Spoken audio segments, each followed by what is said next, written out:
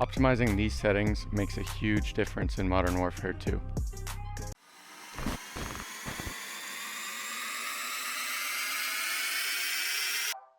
Recently, I've seen a few posts talking about controller dead zone settings and how important they are in Modern Warfare 2. In this video, I'm going to show you how to set them up, how to use a tester to check your controller and figure out what the best dead zone settings are for you, and run through a few other settings that you might want to look at. Optimizing your dead zones is super important in games like this, where it's based a lot on your reaction time and keeping your shots on target in order to win your fights. The dead zones for your sticks are essentially how far you have to move your stick before it registers in the game. In a perfect world, we'd all play with 0 dead zone, but because we have to deal with stick drift and controllers wearing out, it's important to figure out what's best for your controller. There's a couple different ways to do this, and the first one I'm going to show you is using a super easy free online tool that basically tells you exactly what the best settings are going to be for your specific controller. I'm going to link this website in the description below, but it's just called gamepad-tester.com, and all you got to do is go on here and connect your controller. It should pop up once it connects. Once it's connected, you just hit a button for it to pop up onto this screen, and you can see there's a whole bunch of things here, like if you press any of the buttons, they're going to show, and move your sticks around and triggers and bumpers. You can look, these are going to be the main numbers that we're looking at down here to figure out your dead zones. So you can see I have a controller that's a little bit old, but it's had a little bit of use, and you can see, like, for the most part, the dead zones are pretty good. You can see these will be for your left stick over here.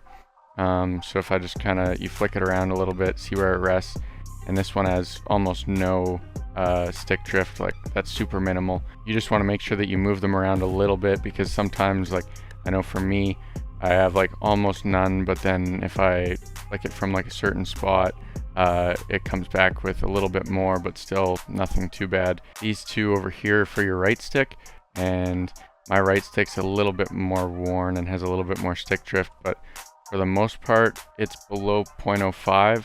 Sometimes if it goes to a certain spot, we'll push more, like there's 0.06, and but for me, I'd rather have the quick reaction time and deal with a little bit of stick drift. There's some people that will put these like super low and not care if there's any stick drift at all, just because they want the quick reaction time.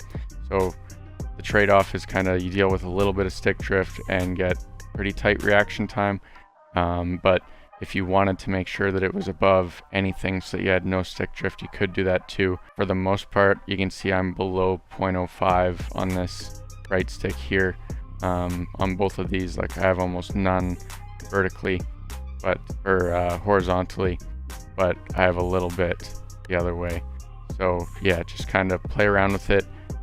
You should be able to figure it out fairly quickly, but yeah, for me, going off these numbers, I'm going to say 0.05 is safe, and then we can look at the settings in your game to set those dead zones properly. So once you've got your game loaded up, you're going to want to go into settings and controller, and then from there you'll click on advanced, and then right here is where you're going to see the inputs dead zone.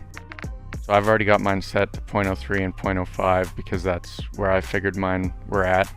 By default, these are going to be 0.15, which is quite a big difference from 0.05 or 0.03. As soon as you change those from where they are by default, you're going to feel a huge difference.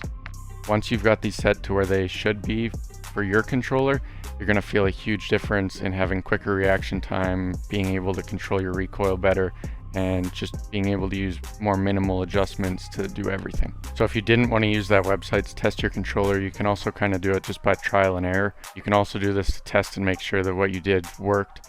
So if you just go into the firing range and set your dead zones to be 0 and 0, you'll see here I have mine set at 0 and 0, and you can see that I have a little bit of stick drift going to the right now. I flick it, it's almost none, but it's still, yeah, it'll pull to the left sometimes too, and for the most part, your left stick you're not going to have issues with unless it's like really bad, but your right stick is kind of what you want to focus on here. You can just see at 0, 0, that's what I have there. Now if I switch it back over be 0.03, 0.05. Now I can come in here. I have no issues at all. I can move it around. If I put it in a certain spot, it might have a little bit of stick drift, like I said, but like I can't even do it if I try right now, so it's going to be super minimal. I might be able to turn that down to 0.04, but I'm used to 0.05 now, and it feels pretty comfortable and is a huge increase from 0.15. So while we're in your controller settings, I'm just going to show you a couple other things that you might want to pay attention to. Some people change their max as well on the sticks. I don't really think that there's any need for that. And then for your trigger dead zones, kind of always want to have these at 0 just so that you can instantly ADS or instantly shoot. Yeah, I don't know what these are at by default, but you kind of always want to have them at 0 unless for some reason your trigger is firing there, then bump it up a tiny bit. So I'm just going to run through some of my other controller settings real quick too. For your aim assist, I use default. Some people use Black Ops, but I think it's one of those two is what everyone uses. And then a dynamic response curve. This I'll talk about a little bit later, the ADS sensitivity multiplier. And then otherwise in here, I have my airborne mantle and ground mantle off just to hopefully save from accidentally mantling. But that's kind of a personal preference thing. Your invert, slide, and dive behavior, I have that inverted because sliding in this game is basically useless and diving is pretty helpful. So if you switch it to inverted, then when you just click your B button, then you'll dive, which kind of helps you be more precise and know exactly when you're going to dive and be able to do it quicker rather than having to wait for the hold. So yeah, I would recommend putting that as inverted. It should help you in the long run once you get used to it. Back in your normal controller settings, there's a couple things in here too that you might want to look at. Sensitivity is all personal preference, but most of the pros use 6 and 6 or 7 and 7, and there's probably a reason for that. So I used to use 11-11, and I kind of recently switched to 7-7, and I was super surprised by how easily I was able to transition. And I definitely like 7-7 a lot better. I just find that I can keep my recoil under control a little bit better and not be overcorrecting or over-rotating. So here's another ADS sensitivity multiplier. I don't know if they're independent from each other for some reason or what, but I have mine at 0.95, and that's basically just when you're ADSing, your sensitivity is going to be slightly lower than when you weren't. I don't think many people turn that up. Most people turn it down a little bit or leave it even. And then as for other settings in here, some people have their automatic sprint turned on. For this setting here, interact/reload behavior, this kind of differs between Warzone and Modern Warfare multiplayer. If you're playing multiplayer, you're going to want to have prioritized reload so that you don't accidentally pick up another weapon when you go for your reload. But when you're playing Warzone, you want to have interact so you can open boxes or open a door or pick up equipment. But yeah, for multiplayer, you're going to want to have it set to reload so that you're not picking up another weapon. Because why would I want to carry 2 knives when my gun was just out of bullets? I was trying to reload. That's going to be it for my recommended controller settings.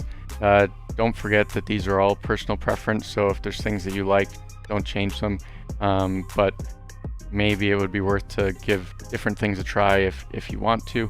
I mostly just wanted to highlight the dead zones and that tester because I found it super helpful in getting mine figured out, and I noticed a huge difference once I switched it from that default to tighten it up.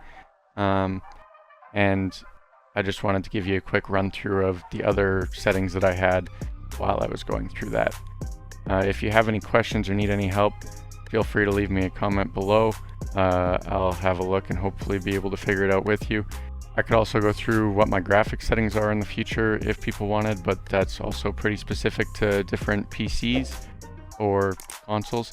But yeah, if this video helped you out, I would certainly appreciate it if you liked and subscribed, and thanks for watching.